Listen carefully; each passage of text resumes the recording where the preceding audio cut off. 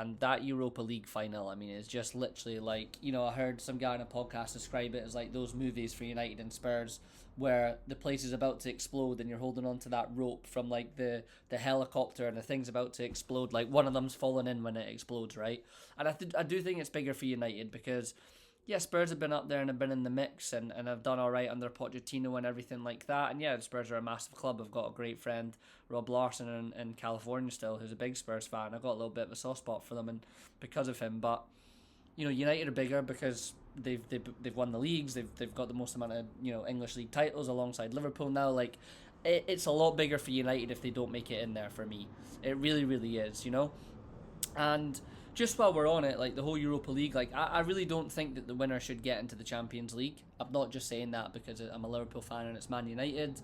Like I think everyone's like saying to me, I put a video up about it the other day, like would they be as bothered, like I said, if it wasn't, the Champions League wasn't on the line. And a lot of people messaged me saying it's still a big trophy, but they've put that the winner gets to go into the Champions League for a reason, is because people don't really deem it as being a big trophy. Right? Like, I just think that them, UEFA putting on the fact that you get to be in the Champions League by winning the Europa League says to me, we need to add something to this trophy because people aren't really too bothered about it, right? And that's my opinion on it. And I just don't think the winner should get into the Champions League. I think the Champions League should be fully merited on your league form.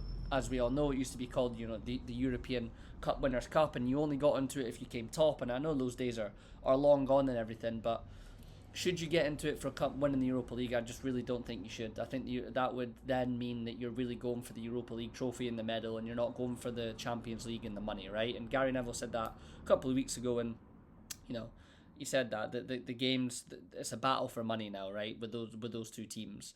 What else have I put down here? Yeah, just Champions League should be reward and form.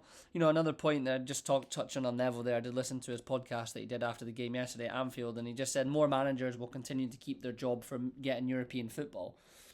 Absolutely, and I think that I'll have the league table up here. I think if you look at those clubs that are going to start to get into Europe, and again, I had a really interesting discussion with my brother and my uncle when we were sat having a couple of pints outside yesterday.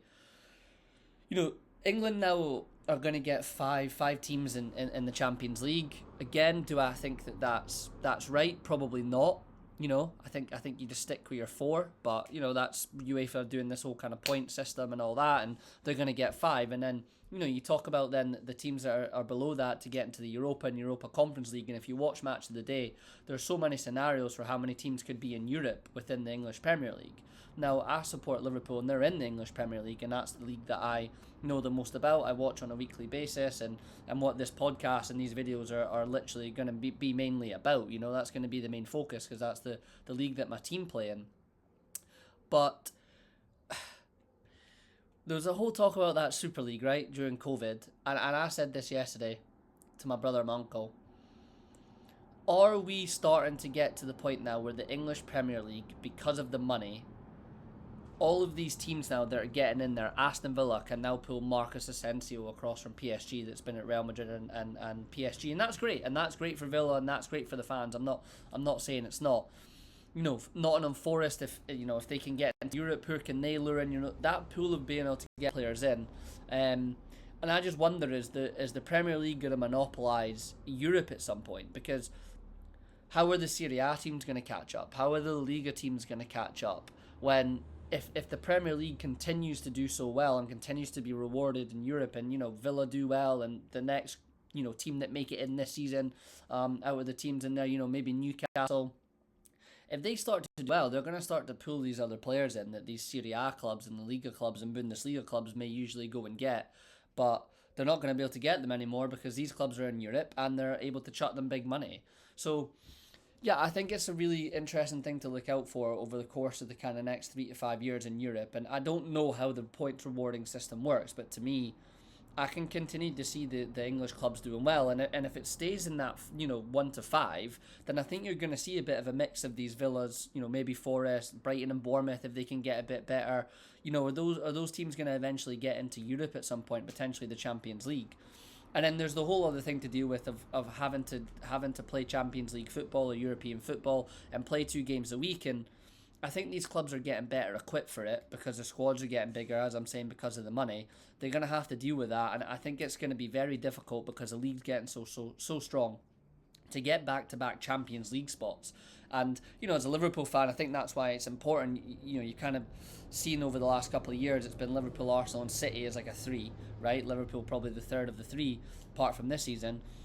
And it's really important you don't get dragged into that battle. Like, Arsenal are kind of getting dragged into that battle. Man City getting dragged into that battle this season. Like, you don't want to start getting into that mix of these teams that, if, for example, if Bournemouth don't have European football and they're playing one game a week and they keep a lot of their core players and they recruit well again in the summer, like, and they're playing one game a week, and then all of a sudden Chelsea, for example, and Newcastle are playing, 2 games a week in the Champions League, and they're struggling to kind of get that going, that routine, that rhythm going.